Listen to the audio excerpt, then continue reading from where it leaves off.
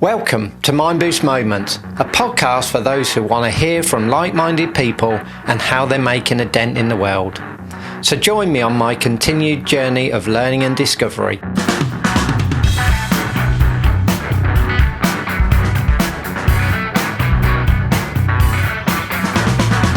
In this episode of Mindboost Moments, we're taking you behind the scenes with the Mindboost team to unravel the ever-elusive definition of what great content in digital learning design mean. Join Liz, Lily, Owen and myself for a candid conversation exploring what truly makes learning impactful, engaging and memorable. Together we dig into the importance of intention, looking beyond the tick box to answer the real why behind every project. This is Mindboost Moments.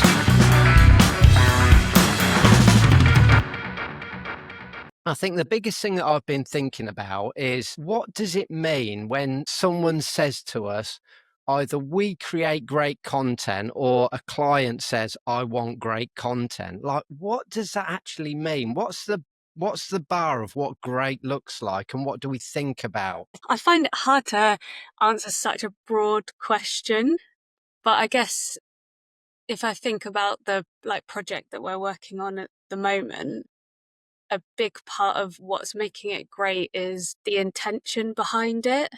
So we're all going into it with an intention to make a change and make something happen. Like sometimes we talk about tick box learning, or, people just needing some compliance training to say that they've given their people compliance training. But I feel like, what we're doing at the moment is the opposite of that. We're going into it trying to make something happen, trying to make a change and trying to change behavior, I guess. I think intention's a really good word, because often I find if you have conversations with people, they'll say, we need a course on this. And it's like, well, why? What are you aiming to do with that? Do you want to change behavior? Do you want to change attitudes? Do you want to, is this something people need to do in order to be able to do their job? Maybe like a technical piece of training, there can be so many different things. But if you don't get to the why, it's like, well, we've created a great piece of learning, but it has no measurable impact, because what is it? And the whole thing is, you need to know what it's intended to do before you can create something that's going to work. So do you think that's always the case though? So there must always be a why, because you don't get businesses that are prepared to fund a piece of digital learning that they say is great without some intention behind it. And so even when you think about compliance and you get a business that says, well, we just need it because we need to minimize, risk or claims defensibility. Businesses don't just throw 30 grand at a piece of learning to go, yeah, there's no reason why, we just like the idea. So what's the difference? Sometimes you get things like, okay, we've done a staff survey and people have said they want more training. So we're going to do more training, and we're going to put budget aside for that. So, and then I'm not saying they pick a topic at random. They pick something that is relevant, but they're doing training because it's like, we've been assigned some training budget, or because, people have asked for more. But that's where the kind of intention of it is like, right, yeah, but let's look. We can do a piece of training on anything, but what are we actually looking to do with it, And does it always have to be a change in behavior or a change in process that leads from the intention then? Not necessarily. Sometimes it can be something as simple as like awareness. You do like training courses that are like, we just want people to be aware of this great initiative that we have, or like product. It might be like product training. It might be, you can do really technical things that are like giving you a very direct skill that you'll then be able to implement. So it's not always looking to change something. Sometimes it can be as simple as kind of raising awareness of something. And I think that's why you need to know, because if you're doing something that's trying to raise awareness, you're going to do that at a much higher level. So if you're teaching someone a skill, they have to know in order to be able to, I don't know, work in a super technical environment, like work as a scientist in a lab and be able to carry out what they need to do. Do you know what I mean? So it's got to, it really alters the amount of content you put in, how you present that content, everything really. Yeah. And from our point of view, so we understand that, like, that idea of what does great content look like, we slice it up in slightly different ways, don't we? So Lily, you've talked about intention, and Liz, you've said about raising awareness and behavior. And then I'm also thinking about how do we overlay that with design as well, because all those elements come into play. I mean, you think about, when you're eating a meal, you generally eat with your eyes first, and then you go, like, I'm either hungry and this is just functional, or I just really fancy this and I want to go for it. And how does that overlay with the design of stuff? Well, that's where, good UX design practices come in, as well as designing some good UI. So making sure that we do our research on the end users, seeing how they like to interact and everything like that, from empathy maps to personas and everything in between. So we know what the target audience is, and then, creating a good UI for them, testing what we produce, the product, and making sure that there's this engaging content. I want to pick up on that word as well. So engaging, I like that's as broad, isn't it, as what does great e-learning look like? Yeah. And I'm Same wheelhouse kind of thing, isn't it?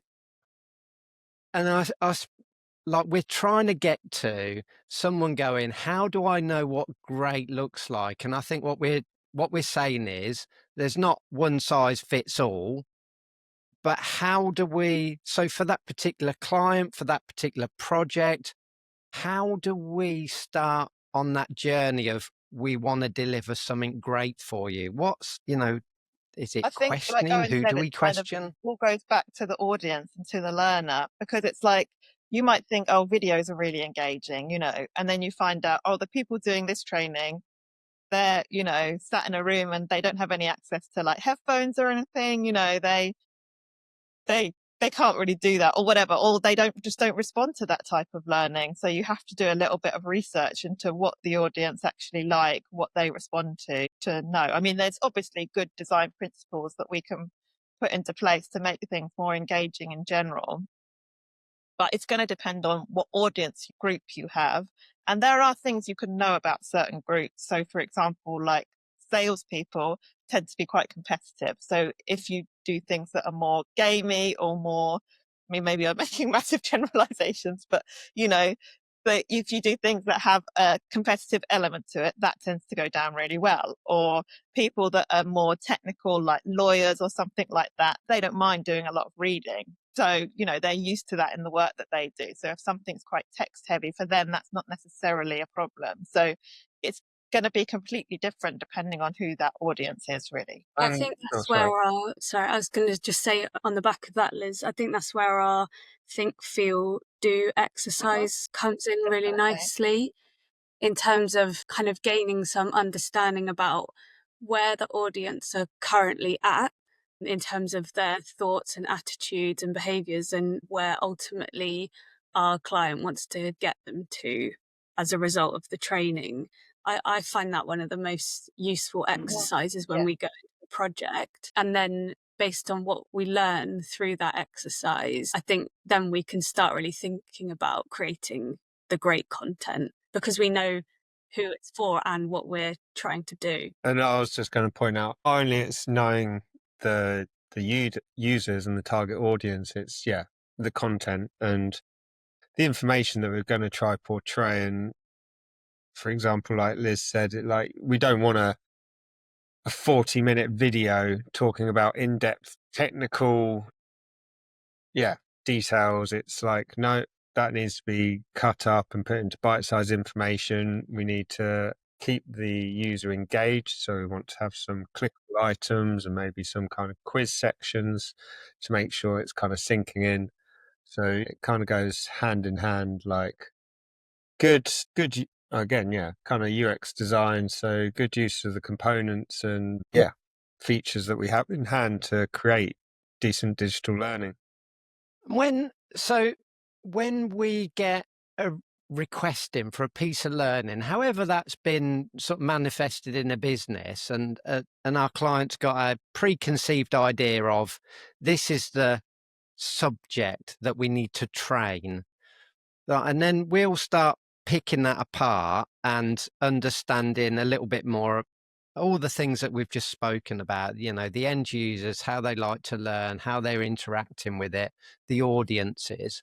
What I'm just trying to sort of consider, is there always a difference between the sort of stakeholder and client's position and what we find from the actual people doing the learning? And how do we That approach can that? sometimes be a big difference between what the stakeholders are trying to get out of it and how learners are going to, get the most out of it. Because if you look at it from a stakeholder position, they're looking to be able for it to measurable impact, I suppose, is the kind of key thing that they're looking for. But learners you basically want to make their lives easier. Can you make it easier for me to do my job, do the things that I need to do, be aware of all the things that I need to. So I think one big conflict that comes up in terms of that is sometimes clients will want to put a lot of information in a course. And we know that there's no way that learners can remember, reams and reams of information. And that isn't a lot of the way people learn nowadays. It's like if you want to learn how to do something, you want to fix your tap, you go and look it up on YouTube. And then you say, okay, I'll have a go and see if I can do it. So it's about not bombarding people with loads of information up front, like Owen said, breaking it down into kind of bite-sized pieces, but also making it kind of available, like just in time. A lot of people use that phrase, which kind of is that people get what they need when they need it, rather than, right, I'm going to give you an hour course at the beginning of the year, and then when I come up to you in November and ask you a question about how to do something, I'm going to expect you to know how to do it because you've done this course. It's being realistic about how our brains work and how we actually learn. And everyone learns differently as well. Good example, like say, kind of fixing a tap, which our mounds do quite often. Is some people I kind of skip ahead. I just want to know, right, what do I need to do? Blah, blah, blah, see it there. Whereas I know someone would kind of wants the background to it. They want to kind of watch the video from start to end, kind of every little bit about it. It's kind of making sure you kind of cater for all kind of learners, that everyone feels satisfied and engaged in the way that they see fit. That fits back into the thing about different types of learning, like audio, visual, kinetic, all those types, as well. Some people learn by listening, by reading, by watching, So we try to put a combination that exactly. Stuff like that. I mean, I've just noted down, right, we think client stakeholder, what impact will this make in my business? Or, what difference will this make in my business? But that is no different a question to what people are asking as well when they're expected to do a piece of learning. What difference is it going to make to me, and how? So it's all about what difference is this going to make. But we sort of seem to be saying stakeholders are not people, or they're different from learners. Like everyone's the same, isn't they? Our stakeholder is the same. So why? Because we come up against this an awful lot, that we get a requirement that says, I've got all this information. How do we present this? Because we definitely need it. And it's so much information. And then when we get into a conversation about, let's put ourselves in the footsteps of your people, our learners, and sometimes it's a challenging conversation because we'll see things immediately, a different way to do things, how to present stuff, how to break it down. Our biggest challenge always is, how do we strip out this information, because nobody is going to read it. And that's a reality. And I'm sure every other design studio and every other, business is thinking the same. There's loads of information in there, but I can't take anything out. Why is there a slight disengage between what a stakeholder and a client is asking for and this, what's in it for me? What does the people like? Would I expect myself to go through all this? Wow. Yeah. It's a hard question. I mean, I suppose they're coming at it from perhaps sort of a business Yeah, I think that's it. Like it's kind of rather results orientated rather than more It's like what do I it's need part to of their do? job role. They're like, right, I've got to produce this learning. But just to play devil's advocate then, so it feels like however you wrap that up, they're coming at it from a commercial results perspective. We keep saying, we have this conversation time and time again. You are not going to change anything in a person if you're overwhelmed with information and stock imagery. So why is that a challenging conversation? Say, strip all this information out because it's just not going to do anything. But that's the purpose of the going through a design process, right? Is to figure all of that out. I think without a design process, no one, even a learning company, no one would be able to get to the point where you're delivering the succinct message where you've stripped everything out. I think that's, the purpose of going through, finding out about the audience, thinking about practice exercises, behaviors that you want to change. I think it's the process itself that gets you to that place where the stakeholder or client, us as the learning company, and then the learners that will be taking the learning, we all kind of arrive at the same place, sort of in the middle. I don't think there's anything wrong with those two perspectives, like the learner and the stakeholder. Everyone just has a slightly different that's a slightly different goal, I guess, of what they're going for. But I think when you design something, you have to be learner led, because you have to say like, okay, once you've done this course, you're going to be able to do this thing, or you're going to think about this maybe slightly differently, or you're going to carry out this, you'll be able to carry out this task. If you did that from like a client stakeholder point of view, you'd be saying to people, right, after this, you're going to be, compatible with our compliance rules, and you're going to be, you know what I mean? It's just thinking of it in a more human way, I guess. Not that stakeholders and clients aren't humans also. No, but you're right, isn't it? And that's the wrapper that we'll put around it is how do we bring the best out of humans, or how can we make this attractive to everybody, to every person? Because the thing that I keep coming back to is what we said initially. What's the why? Why am I doing this? Why should I care? How's it going to help me? How am I going to become more invested in this thing? When am I going to get that moment that I go, never knew that, or wow, I really want to go off and do that? And like that's our desired outcome as an agency, is how do we get more of those moments where people are going, I want to learn more, I want to know more about this, and I love the messaging that's going on? I think motivation is a really interesting thing, because you can't always tell like what someone's motivations will be, but there are certain assumptions you can make. So for example, if you're doing a piece of product knowledge training, there's an assumption that the salesperson is going to want to sell more of that product, right? That's going to affect the amount of money they can make. The more they know about the product, the better they'll be able to sell it. Therefore, they're motivated, right? Because it's going to directly impact them. And it's about finding what that motive. So in other cases, it's not always that clear cut what is going to motivate an individual to complete a piece of training that a stakeholder wants them to do, and you have to kind of find that motivation for each individual. Yeah. And we're also thinking primarily about the language that we use and the flow of stuff. But Owen and I have had a conversation so many times about the visual language that you show as well, and how different colors make you feel, how different shapes make you feel. I mean, some of that is so subtle, but I found myself this morning looking at some older e-learning that was like very regimented in square, sort of containers, and then some that we've done recently that's just got sort of bubble shapes and different abstract shapes, and like it's powerful that drives an emotion in me, because I'm attracted to those sort of softer shapes that in my mind say this is less formal, this is something I want to go on off and explore, and I think that's underrated sometimes.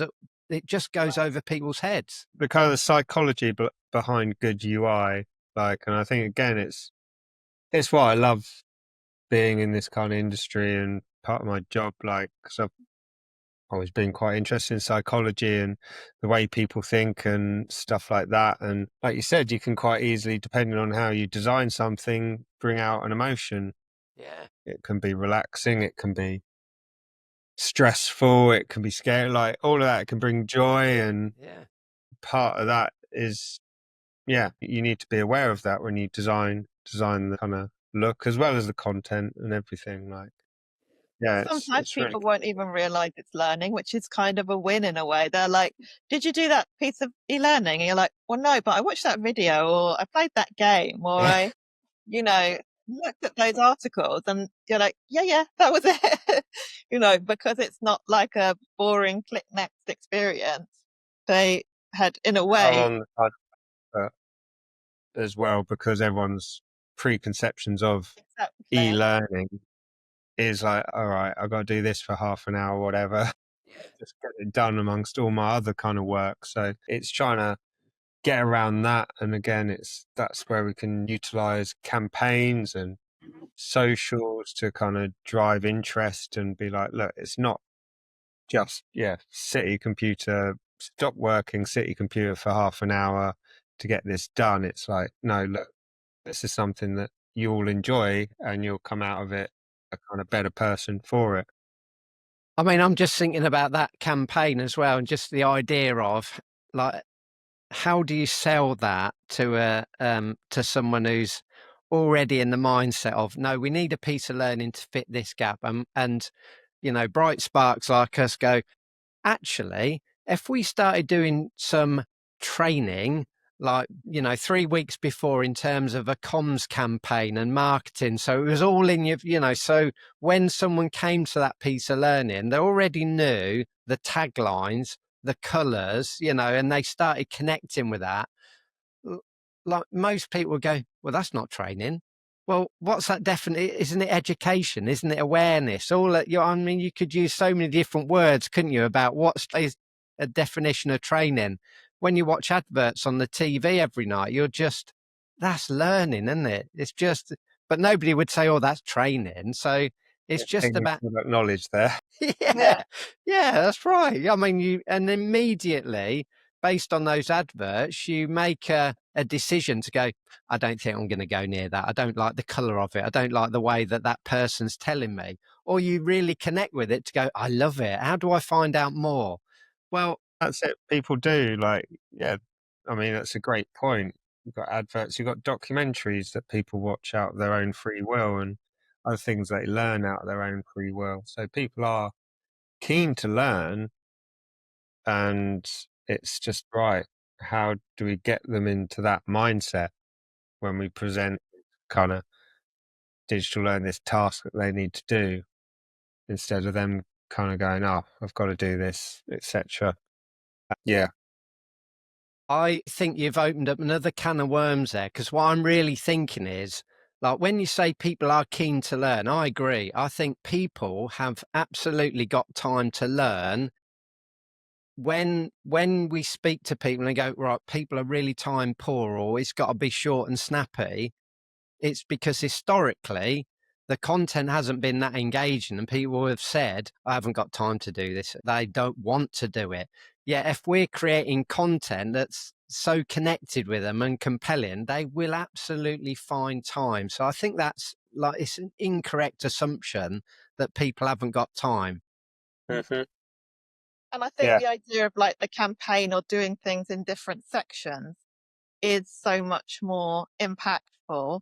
And like there's loads of evidence behind that, like, psychologically and like memory skills and stuff. People talk about like spaced repetition. If you do things like, repeatedly over periods of time, you will retain it much better than like a kind of one time experience. So I think if we're trying to convince people that this is a good way to go, there is, like, there is evidence out there to say that these are like better ways of learning.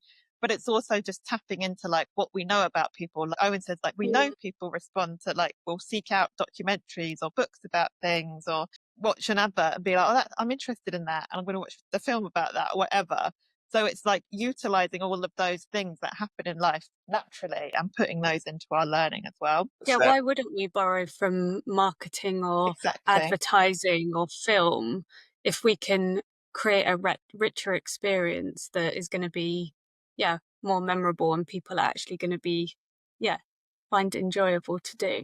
And then that just becomes all around you then, doesn't it? I mean, it's just so obvious when you sort of package it that way that why wouldn't you? But why Do some don't errand businesses? around stuff. Do some hidden visual cues Yeah. around the office, so they're like, "Oh, it's that."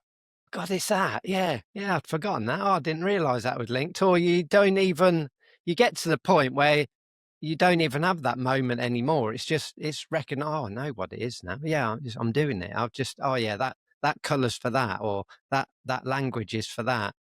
Like the more that we talk about it, the more that like our bias is towards people and the emotions and how do we understand people more. Like is that our bias coming into our design more? Is that, I'm not saying that's a good or a bad thing. I'm just questioning. Is that how we lean as creating learning? Is it bias, or is it just the fact that that's what we're passionate about and that's what we're kind of into? Yeah, I think it's a bit of both, isn't it? Like, I mean, I've said before, like, I do understand, and there is a space in the digital learning environment where there are just click box exercises that have to be done. There's no arguing against it. Look, there is. We've all got to do it. I've got to do it. And if that is the case, let's package those up and make those as clear, useful, and quick as possible. Because why not? But there is that learning that's out there that we do want to be absorbed, and we want the person doing it to develop and gain their knowledge. And that's where we kind of come in and go, look, let's do it right.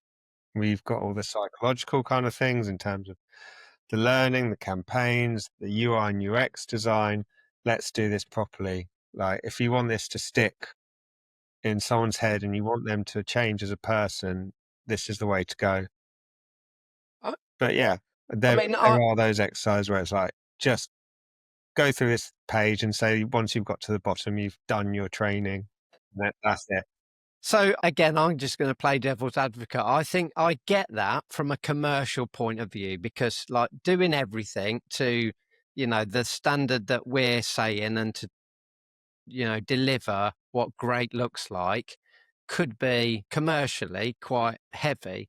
But my challenge is what's the point of doing anything if you don't want to see anything different as a result? Why would you do that? But as the Owen would say, it's quite a bit. There's just things that just have to be done. Companies are told that they have to have this done. Certain exercises that have no impact on what the actual company does. Yeah. But because it needs to be some tick box from the government or whatever. And do you think that's because we're trying to fit things into an old-fashioned system or an outdated system, or a process that's so established that people can't see anything different? Because that's what I'm really struggling with, to go, I get the commercial and I get the established frameworks, but why? What's the benefit to anybody in any organisation other than, yes, all, our 100,000 people have done this and therefore we're protected? Because actually that tick box doesn't prove anything other than I've got a tick box. Yeah. And I think if something outdated. Yeah. And if something is just like, oh, it's just a legal or a regulatory thing that we have to do, that doesn't mean it can't be. I think that goes completely back to what you're saying. Like, we have a bias at looking at the individual at the heart of it. Like, okay, I'm the person and I have to go through this piece of compliance learning, but how can I make that the best experience possible? Because if I give someone the best experience they can have doing that piece of learning and make it engaging, make it look great, then I'm actually going to remember something rather than just, being compliant on a piece of paper. So that's why I think when you say maybe we have a bias towards like be the human, I can't think of any other way to do it. Like I just don't see how it would be possible, like, not to do it that way. Do you know what I mean? Like, you're not going to create anything good, I don't think, unless you're thinking about that person who's at the heart of it. Because what I'm thinking is some of the videos, like the real short videos of under 30 seconds that you've produced, Owen, I have been watching those again this morning and going, wow, how impactful are they? Because I know that if, like, for example, the spill one, I've spilt a bit of water, I got the mop, I put the sign out. That's the 3 points in that video. And I've like just watched it again this morning. 30-second video that was a bit of guerrilla video. Like, it's not going to cost the earth, but that is like really impactful for me. But this is why I'm thinking, is it my bias for real short, snappy things that I'm going, that I get that, and informal learning, whereas in a different environment, some people might say, no, that's far too playful for us. Yeah, well, that's exactly what I said earlier. We each learn differently. And it's making sure we kind of cater for that, and that's where we come from, doing the UX user research and stuff like that for the clients. Because I'm similar to you, Caleb. I just want it quick and snappy, get to the point. Okay, cool, done. Not tests. I hate tests personally. So get rid of those. I'll be happy. But some people like that, and yeah. But I think it's cool that we've got the tools to be able to cater to all these different styles of learning. Like, we can produce one sort of 10-minute experience that has video for the people who are more visual, audio for the people who will just like to listen to it. We can have text for those who want to read. We can have the quizzes. We can have the clickable things. We can create something really rich that in some way will speak to a lot of different people. And I think that's really cool. I think that's one of the good things about being able to mix in the different types of media. Yeah.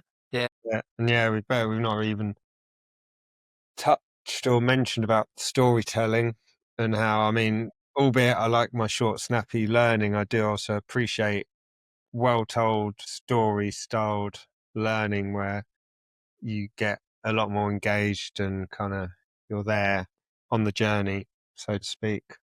And utilizing animation and well-spaced text and not overloading the user, stuff like that. Hey, I've absolutely loved this. Our journey started on the question of what does great learning look like, which is a massive subject. But I think if I put each of you on the spot to go, right, as a wrap up, what is it that you individually really love about trying to create a great piece of learning? What would that be? If I started off with you, Liz, if I said, well, what do you really love about trying to create a great piece of learning? I think it is about thinking about that person at the heart of it who's going to be taking it. And like we said, you might have tons of different types of people and styles. If what I want to do is make something that's going to inspire, maybe is a bit, engage and inspire someone and get them to really, be engaged with the learning, and then also, have a real world implication after that as well. So I'm kind of thinking about that person and how I can inspire them, I guess. What about you, Owen? I just love the opportunity of kind of creating bespoke, tailor-made learning from the kind of digital point of view, from the technical point of view. So it's tailored for that user, very similar to Liz, but from the kind of technical visual point of view. Yeah, love that. And what about you, Lily? So it's not too dissimilar, but I think I like to think of what we're doing as, instead of creating learning, as creating experiences. So someone is going to experience whatever we're producing alongside our clients. And I like to think of how we can make that the best experience possible, whether it's going to be a quick experience because it's a resource that people just look up on their phones, but it's going to be an easy experience and a useful one, or whether it's going to be a more sort of emotional, heartfelt storytelling experience. that's, still aiming to a certain outcome. I just like to think of it like that. We've created lots of different experiences, and that keeps it fun for me. Yeah. And what about you, Caleb, then? Yeah. I think I just love seeing all that come together, really, and challenging why. I think my mind is quite childlike, that I want to question why all the time. Why are we using those shapes, those colours, that language? And then, like, not having the awkward conversations, but presenting that back to a client that they've never thought about doing it in a certain way, and them going, actually that might work. And, and it's like getting everyone on that journey. I think, it's a mixture of it all. And I tend to like that, the whole experience of it, but pulling it together.